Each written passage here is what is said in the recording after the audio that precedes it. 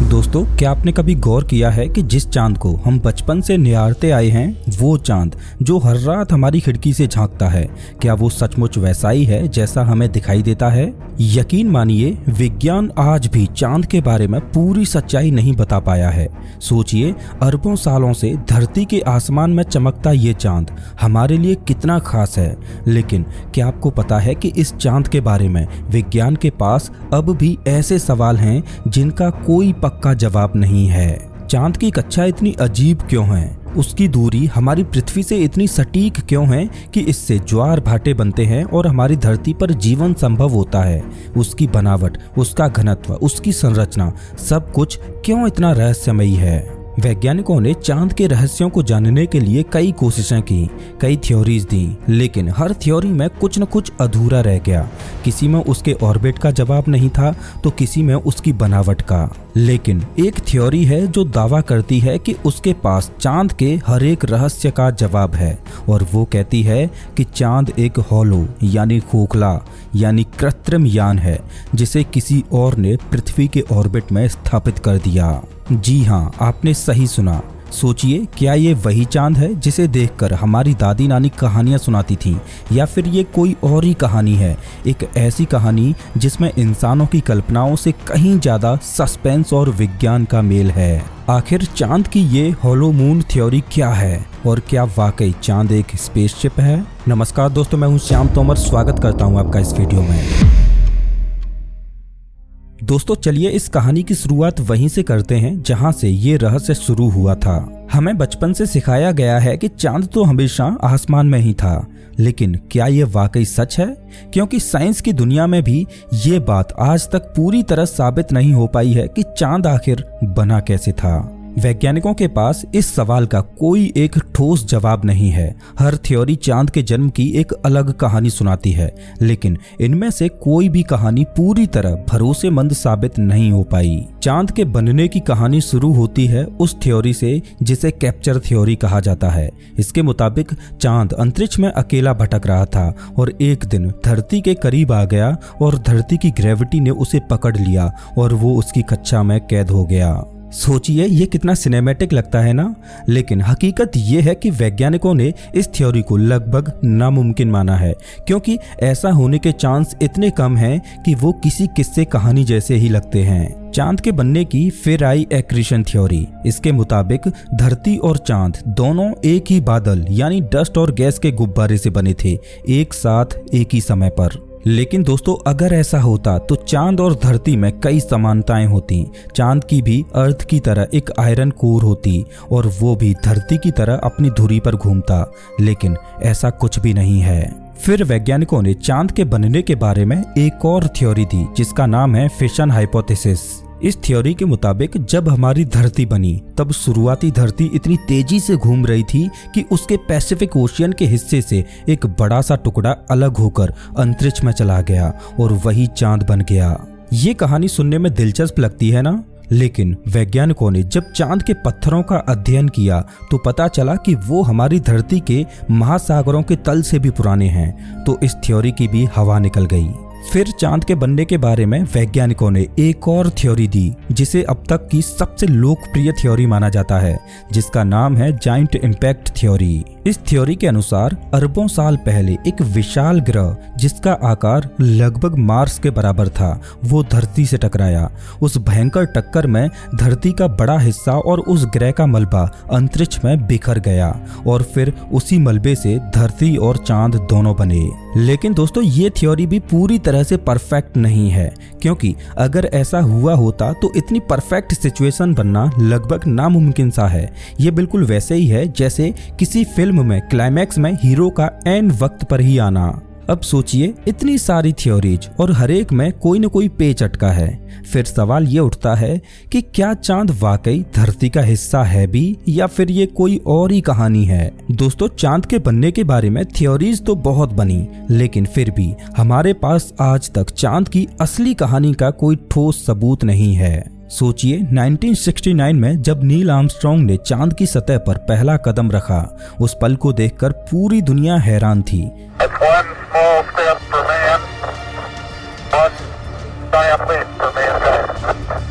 लेकिन क्या आपने कभी सोचा है कि चांद पर कदम रखने के बावजूद भी हम उसके राज नहीं सुलझा पाए हैं। हम चांद से मिट्टी और पत्थर लाए और उन्हें अपनी लेबोरेटरीज में महीनों और सालों तक परखा और हमें लगा कि अब तो चांद के राज हमारे हाथ में हैं।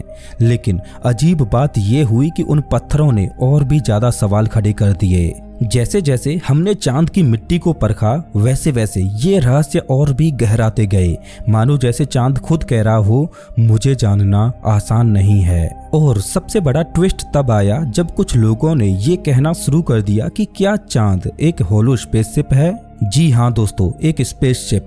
कुछ लोग मानते हैं कि चांद असल में एक खोखला यान है जिसे किसी और एडवांस्ड सिविलाइजेशन ने धरती के ऑर्बिट में बैठाया है। अब आप कहेंगे, अरे ये तो फिल्मी कहानी जैसी बात हो गई, लेकिन इस पर यकीन करने वालों की भी कोई कमी नहीं है। आप खुद ही सोचिए, क्या ये सच में हो सकता है? क्या हमारे आसमान में हर रात हमें जो चांद मुस्कुराता हुआ दिखाई देता है वो असल में एक स्पेसशिप है, या फिर ये सिर्फ एक और कॉन्स्पिरेसी थ्योरी है? चलिए अब जानते हैं कि आखिर लोग इस होलो मून थ्योरी पर इतना विश्वास क्यों करते हैं। दोस्तों, जैसे धरती पर जब हम किसी पहाड़ की खुदाई करते हैं तो ऊपर की चट्टानें सबसे नई और नीचे की सबसे पुरानी मिलती हैं, क्योंकि धरती पर हर साल हर मौसम में नई मिट्टी और नए पत्थर ऊपर जमते जाते हैं और पुराने नीचे दबते जाते हैं। तो ये तो सामान्य सी बात है। लेकिन चांद पर सब कुछ उल्टा है। जी हाँ, चांद पर जो मिट्टी सतह पर है वो धरती के हिसाब से सबसे पुरानी है और जो चट्टानें नीचे हैं वो कंपैरेटिवली नई हैं। अब सोचिए, ऐसा उल्टा लेयरिंग हमारे यहाँ धरती पर सिर्फ तभी मिलता है जब कोई माइनिंग या ड्रिलिंग करके सब कुछ उल्टा पुल्टा कर दे। लेकिन चांद पर तो कभी माइनिंग हुई ही नहीं, तो फिर ऐसा क्यों? क्या ये होलो मून थ्योरी की ओर इशारा करता है? क्या चांद को सचमुच कभी खोखला किया गया था और उसकी परतें उलट दी गईं? और ये तो बस एक एनोमली है। चांद पर तो ऐसे कई रहस्य हैं जो आज भी हमें चौंका देते हैं। अब अगर प्लैनेट्स की बात करें तो आमतौर पर प्लैनेट्स के अंदरूनी हिस्सों में डेंस यानी भारी एलिमेंट्स होते हैं और सतह की ओर यानी ऊपर लाइटर एलिमेंट्स यानी हल्के एलिमेंट्स होते हैं। जैसे हमारी धरती पर अंदर आयरन की कोर है और बाहर हल्की चट्टान है, लेकिन चांद यहाँ भी उल्टा है। चांद पर भारी एलिमेंट्स ऊपर हैं और हल्के एलिमेंट्स नीचे हैं। कोई भी साइंटिस्ट आज तक इसका कोई सॉलिड एक्सप्लेनेशन नहीं दे पाया है। और अगर चांद पर बने उन क्रेटर्स की बात करें तो अरबों सालों में हजारों उल्का पिंडों ने चांद की सतह को गोद गोद कर क्रेटर से भर दिया। अब आप सोचिए, हर उल्का अलग अलग समय पर गिरा होगा, तो हर क्रेटर के आसपास की चट्टान की भी उम्र अलग अलग होनी चाहिए थी। लेकिन चांद पर सबकी उम्र लगभग एक जैसी पाई गई है, और वो लूनर डस्ट जिसे अरबों सालों के इम्पैक्ट्स ने बनाया, लेकिन उसकी केमिकल कंपोजिशन ऐसी है कि वो आसपास के पत्थरों से बिल्कुल अलग है। अब ये क्या माजरा है? क्या वो डस्ट सचमुच एस्ट्रॉयड इम्पैक्ट्स का नतीजा है, या फिर इसकी कोई और ही कहानी है, कोई और ही केमिकल प्रोसेस? अब एक और अजीब बात सुनिए। धरती पर मैग्नेटिक फील्ड है, तो इस वजह से पृथ्वी के पत्थर मैग्नेटाइज्ड हो जाते हैं। लेकिन चांद, वहां तो मैग्नेटिक फील्ड ही नहीं है, लेकिन फिर भी जब वैज्ञानिक चांद से पत्थरों के सैंपल्स लाए तो वो मैग्नेटाइज्ड निकले। अब इतने सारे एनोमलीज, क्या ये सब यूं ही हैं, या फिर ये किसी कॉस्मिक कॉन्स्पिरेसी का हिस्सा है? क्या चांद वाकई होलो है? क्या इसके पीछे कोई और एडवांस्ड सिविलाइजेशन छुपी है? दोस्तों, अब बात करते हैं चांद की उम्र की, और यहीं से ये रहस्य और भी गहरा हो जाता है। धरती की उम्र लगभग 4.6 अरब साल है, लेकिन हमारी धरती पर पाए जाने वाले सबसे पुराने पत्थर भी उससे थोड़े नए हैं। अब आप सोच रहे होंगे, अरे इसमें क्या अजीब है? लेकिन रुकिए, चांद के पत्थर तो और भी पुराने निकले। दरअसल चांद से लाए गए कुछ रॉक्स की उम्र तो सोलर सिस्टम के शुरुआती दौर की है, और कुछ तो उससे भी पुराने माने जाते हैं। अब सोचिए कि धरती पहले बनी और चांद बाद में बना, तो उस हिसाब से धरती के पत्थर चांद के पत्थरों से ज्यादा पुराने होने चाहिए थे। लेकिन असल में चांद के पत्थरों की उम्र तो हमारी पृथ्वी के पत्थरों से भी ज्यादा है। अब ऐसा क्यों है? क्या ये वाकई नेचुरल है, या फिर इसके पीछे कोई और कहानी छुपी है? क्या चांद हमारी पृथ्वी के बनने से पहले ही बन चुका था?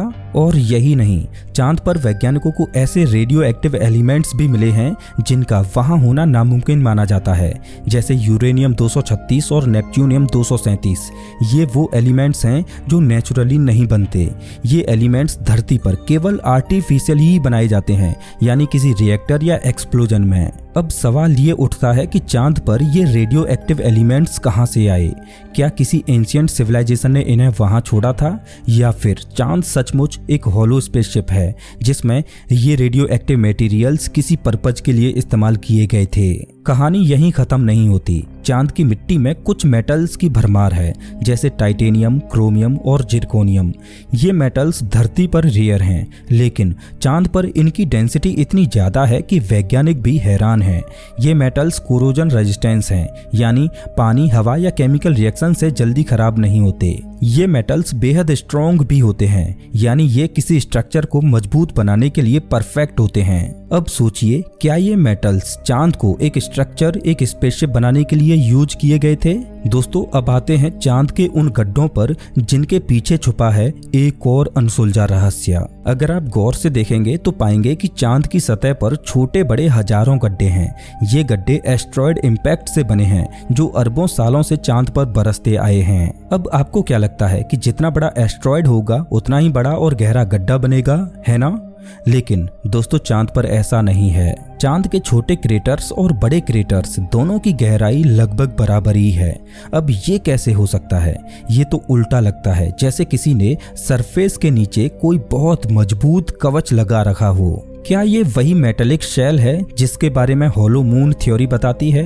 क्या चांद के अंदर कोई मजबूत ढांचा है जो उसे कॉस्मिक इम्पैक्ट से बचाता है? सोचिए, जैसे ही कोई बड़ा एस्ट्रॉयड टकराता है तो वो चांद की सतह को तोड़कर अंदर घुसने की कोशिश करता है, लेकिन वो कवच वैसे ही उसे रोक लेता है और क्रेटर की गहराई वहीं थम जाती है, जैसे वो कोई इनविजिबल शील्ड हो। अब सवाल ये आता है कि अगर चांद खोखला है और उसके अंदर किसी एडवांस्ड सिविलाइजेशन ने इसे एक स्पेसशिप की तरह रीइंफोर्स किया है, तो क्या ये मेटेलिक शेल उसी का हिस्सा हो सकता है? क्या उन्होंने चांद को डिजाइन किया ताकि वो अरबों सालों तक स्पेस के हार्श एनवायरनमेंट को सरवाइव कर सकें, या फिर ये सिर्फ एक कोइंसिडेंस है? दोस्तों, अब सोचिए, अगर हमें ये पता लगाना हो कि चांद सचमुच हॉलो है या नहीं, तो हम क्या कर सकते हैं? वैसे इसे पता लगाने का एक तरीका है सिस्मिक एक्टिविटी को मापना, यानी चांद को किसी भारी चीज से टकराकर उसके अंदर के रहस्यों को सुनना। अपोलो 12 के एस्ट्रोनॉट्स ने जब अपना मिशन पूरा किया और कमांड मॉड्यूल में वापस लौटे तो उन्होंने लूनर लैंडर को जानबूझकर चांद पर क्रैश कराया। उन्होंने सोचा था कि इससे चांद के अंदरूनी हिस्सों को समझने में मदद मिलेगी। जब वो लैंडर चांद की सतह से टकराया तो सेस्मिक इंस्ट्रूमेंट्स ने जो रिकॉर्ड किया उसने सभी वैज्ञानिकों को हैरान कर दिया। चांद लिटरली घंटी की तरह बज उठा और वो कंपन करीब 1 घंटे से भी ज्यादा समय तक गूंजता रहा।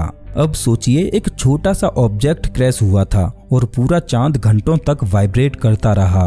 अब आप ही सोचिए कि हमारी धरती पर ऐसा नहीं होता, क्योंकि धरती घनी है जिससे वाइब्रेशंस जल्दी खत्म हो जाते हैं। जैसे जैसे आप धरती के अंदर जाते हैं मटेरियल डेंस होता जाता है और इसीलिए वाइब्रेशंस धीमे पड़ जाते हैं। लेकिन चांद पर उल्टा है, वहां वाइब्रेशंस जैसे जैसे गहराई में जाते गए तो उनकी स्पीड और बढ़ती गई। लगभग 40 मील की गहराई पर ये शॉक वेव्स और तेज हो गईं। अब ये क्या बताता है? क्या चांद का इंटीरियर लेस डेंस है और शायद अंदर जाइंट होलो कैविटीज छुपे हुए हैं? क्या ये वही एविडेंस है जो होलो मून थ्योरी को सही ठहराता है? दोस्तों, अब आते हैं एक और रहस्यमयी सवाल पर, चांद का घनत्व। सोचिए, चांद का आकार तो धरती का लगभग 1/4 ही है, लेकिन उसका घनत्व यानी डेंसिटी धरती के घनत्व का केवल 1% है। अब ये कैसे संभव हो सकता है? अगर चांद वाकई हॉलो यानी खोखला है तो फिर ये परफेक्ट सेंस बनाता है। लेकिन कहानी यहीं खत्म नहीं होती। चांद के आसपास ऐसी कई अजीब बातें हैं जिन्हें देखकर लगता है मानो चांद किसी कॉस्मिक प्लान का हिस्सा हो। देखिए, चांद अपने साइज और ऑर्बिट के मामले में किसी आम चंद्रमाओं की तरह बिहेव नहीं करता। धरती का चांद अपने ग्रह के आकार के मुकाबले सौरमंडल में सबसे बड़ा चांद है। कोई और ऐसा एग्जाम्पल नहीं मिलता जहां किसी ग्रह का उपग्रह उसके आकार का चौथाई हो। अब ये भी देखिए कि चांद धरती के बेहद करीब है, इतना करीब कि उसकी ऑर्बिट पूरी तरह गोल है, नियरली परफेक्ट सर्कुलर ऑर्बिट। सौरमंडल में ऐसा कोई और ऑब्जेक्ट नहीं है जिसका ऑर्बिट पूरी तरह एक सर्कुलर पाथ पर हो। चांद का आकार और उसकी पृथ्वी से दूरी इतनी परफेक्ट है कि आसमान में वो हमें सूरज के बराबर दिखता है। इसी वजह से हमें वो रेयर फिनोमिना देखने को मिलता है जब कभी कभी सोलर एक्लिप्स में चांद पूरे सूर्य को ढक लेता है। कहीं ये सब इत्तेफाक तो नहीं? और सुनिए, सूरज धरती से चांद के मुकाबले 400 गुना ज्यादा दूर है और सूरज का आकार भी चांद से करीब 400 गुना बड़ा है। अब सोचिए, 400 गुना दूर, 400 गुना बड़ा, और नतीजा दोनों आसमान में एक ही साइज के दिखते हैं। अब इसे कॉस्मिक कोइंसिडेंस कहें या कोई इंजीनियरिंग की डिजाइन, सवाल तो बनता है ना। इतने सारे इत्तेफाक, क्या ये सिर्फ एक्सीडेंट्स हैं या फिर चांद के पीछे छुपा है कोई बहुत बड़ा कॉस्मिक राज? दोस्तों, अब सवाल ये आता है कि क्या हमारे पास ऐसा कोई ठोस एविडेंस है जो इस हॉलो मून थ्योरी को सपोर्ट कर सके? अब आप कहेंगे कि चांद तो एक मरी हुई दुनिया है, वहाँ कोई एटमॉस्फेयर नहीं, कोई सेस्मिक एक्टिविटी नहीं और कोर भी ठंडी है, यानी पूरी तरह लाइफलेस। लेकिन ठहरिए, क्योंकि कहानी इतनी सिंपल नहीं है। 7 मार्च 1971 को चांद पर अचानक एक वाटर वेपर का क्लाउड बना जिसने करीब 100 स्क्वायर मील के इलाके को ढक लिया। वो क्लाउड पूरे 14 घंटों तक रहा और फिर अचानक गायब हो गया। अब सोचिए, चांद पर एटमॉस्फेयर ही नहीं है तो ये क्लाउड आखिर आया कहां से? और ये तो बस शुरुआत है। पिछले 100 सालों में कम से कम 6 अलग अलग खगोल शास्त्रियों ने प्लेटो नाम के क्रेटर में ग्लोइंग मिस्ट देखी है, वो भी बार बार कई सालों तक। अब ये क्रेटर ऐसा क्यों बिहेव कर रहा है जैसे वहाँ कोई सीक्रेट एक्टिविटी चल रही हो? नासा ने खुद डॉक्यूमेंटेड किया है कि चांद पर अभी तक करीब 570 बार अनएक्सप्लेन्ड लाइट फ्लैशेज देखे गए हैं। दोस्तों, अब ये कहानी और भी अजीब हो जाती है। कुछ फोटोग्राफ्स में तो मून की सरफेस पर ऐसे स्ट्रक्चर दिखाई दिए हैं जैसे कोई टावर खड़ा हो जो कई किलोमीटर ऊंचाई तक स्ट्रेच हो रहा हो। कुछ जगहों पर पिरामिड जैसे शेप्स और कहीं पर सिमेट्रिकल बिल्डिंग जैसी शेप्स देखी गई हैं, जैसे किसी आर्किटेक्ट ने उन्हें केयरफुली डिजाइन किया हो। अब आप खुद ही सोचिए, ये इमेजेज सिर्फ किसी एमेच्योर एस्ट्रोनॉमर ने नहीं लिए, बल्कि एस्ट्रोनॉट्स और प्रोब्स ने भी इन्हें कैप्चर किया है। अब सवाल ये उठता है, अगर ये सच है तो हम चांद पर दोबारा क्यों नहीं गए? साल 1972 के बाद से नासा ने कोई भी मैन्ड मिशन चांद पर क्यों नहीं भेजा? दोस्तों, अब बात करते हैं कार्ल वोल्फ की, एक ऐसा आदमी जो ना तो यूएफओज में यकीन करता था और ना ही एलियन थ्योरीज में। वो तो बस अपना काम कर रहा था, जिसका काम था नासा के लूनर सैटेलाइट से आई इमेजेज को प्रोसेस करना। उसने कहा था, चांद की उन तस्वीरों में मुझे कुछ ऐसा दिखा जो आर्टिफिशियल स्ट्रक्चर जैसे लगते थे। वो पिक्चर्स उसे नॉर्मल सैटेलाइट्स इमेजेस की तरह मिली, लेकिन जब उसने उन्हें देखा तो उसकी आंखें फटी की फटी रह गईं। वो इमेजेज नासा के एक अर्ली रिलीज में शामिल भी की गई थीं, लेकिन फिर क्या हुआ? वो सारी इमेजेज अचानक गायब हो गईं। नासा ने उन्हें कभी पब्लिकली रिलीज ही नहीं किया। अब सोचिए, अगर उन इमेजेज में कुछ नॉर्मल होता तो नासा उन्हें दुनिया के सामने क्यों नहीं लाया? क्यों वो पिक्चर्स अचानक डिसअपीयर हो गईं? क्यों कार्ल वोल्फ और उनके टेक्नीशियन साथी उन्हें देखकर सहम गए? और ये रहस्य यहीं खत्म नहीं होता। अपोलो 11, वो मिशन जिसने इंसान को पहली बार चांद पर उतारा। नील आर्मस्ट्रॉन्ग, बज ऑल्ड्रिन और माइकल कॉलिंस जब वो धरती पर लौटे तो वो प्रेस कॉन्फ्रेंस में बैठे। अब दोस्तों, उनके चेहरे पर वो खुशी कहाँ थी जो एक हीरो के चेहरे पर होनी चाहिए थी? वो लोग चिंतित दिख रहे थे, परेशान से, जैसे कोई बहुत बड़ा सीक्रेट अपने सीने में दबाकर बैठे हों। उनकी आंखों में चमक कम और सवाल ज्यादा थे। क्या उन्हें कुछ ऐसा दिखा था जो नासा ने हमें कभी नहीं बताया? क्या उन्होंने भी वही स्ट्रक्चर्स देखे थे जो वोल्फ ने इमेजेस में देखे? अब आप खुद ही सोचिए, इतना बड़ा अचीवमेंट और वो लोग खुश क्यों नहीं थे? क्यों उन्होंने नासा से सवालों के जवाब मांगने की जगह चुप्पी साध ली? क्यों वो प्रेस कॉन्फ्रेंस में मुस्कुराने की बजाय घबराए हुए लगे? दोस्तों, सवाल तो बहुत हैं, लेकिन जवाब अब भी नासा की फाइलों में दफन है। चांद हॉलो है या नहीं, ये तो महज एक कॉन्स्पिरेसी थ्योरी है, लेकिन ये बात सच है कि चांद अपने अंदर इतने रहस्य दबाए हुए है जिनका जवाब हमारे पास आज तक नहीं है। चंद्रमा के बारे में ऐसे कई सवाल हैं जो आज भी हमारे जहन में गूंज रहे हैं, जिनका जवाब शायद हमारे वैज्ञानिक तलाश कर रहे हैं या फिर उन्हें उनका जवाब पता है लेकिन वो हमें बताना नहीं चाहते। तो दोस्तों इस वीडियो में बस इतना ही। वैसे आप हमारा ये वीडियो कौन से शहर से देख रहे हो मुझे कमेंट करके जरूर बताएं। मिलता हूं मैं आपसे एक नई वीडियो में, तब तक के लिए नमस्कार।